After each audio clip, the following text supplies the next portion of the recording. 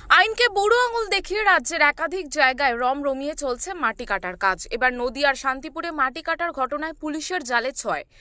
জানা যায়, শান্তিপুরের নৃসিংহপুর চৌধুরীপাড়া ভাগীরথী নদীর চরে চাষের জমি থেকে মাটি কাটার অভিযোগে প্রশাসনের দ্বারস্থ হয়েছিল এলাকার চাষিরা। এরপরে পুলিশ প্রশাসনের পক্ষ থেকে বিজ্ঞপ্তি জারি করা হলেও রোখা যায়নি মাটি মাফিয়াদের। এরপর গোপন সূত্রে খবর পেয়ে ঘটনাস্থলে হানা দেয় শান্তিপুর থানার পুলিশ। একটি মাটি বোঝাই ট্রলার সহ 6 জনকে গ্রেপ্তার করা হয়। এ প্রসঙ্গে পঞ্চায়েতের প্রধান বীরেন মাহাতো জানান, এর আগেও একাধিকবার বেআইনিভাবে মাটি কাটার অভিযোগ উঠেছিল।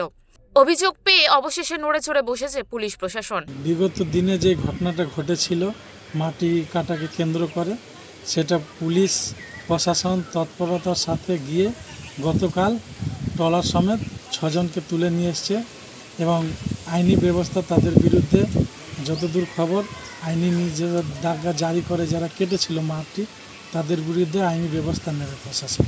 আগামী দিনে এই ঘটনার পুনরাবৃত্তি যাতে না ঘটে সে কথা মাথায় রেখে পদক্ষেপ নিয়েছেন বলেও জানান বীরেন মাহাতো। না, আমিও বলবো প্রশাসনকে, যেহেতু বিষয়টা দেখার জন্য, কারণ বিগত দিনে যে ঘটনাটা ঘটে গেছে সেক্ষেত্রে আমি কিন্তু আমার পঞ্চায়েতের তরফ থেকে যেখানে যেখানে যে দপ্তরে অভিযোগ দেওয়ার সেটা আমি দিয়ে রেখেছি, আমার কাছে সে কপিও আছে। বৃহস্পতিবার ধৃতদের রানাঘাট বিচার বিভাগীয় আদালতে পাঠায় পুলিশ। ধৃতদের নাম দুর্গা মাহাতো, রামপ্রসাদ মাহাতো, দিলীপ মাহাতো, রাজেশ মাহাতো, সুধাম মাহাতো এবং সত্যনারায়ণ মাহাতো। নদিয়া থেকে নিলয় ভট্টাচার্য, ওঙ্কার বাংলা।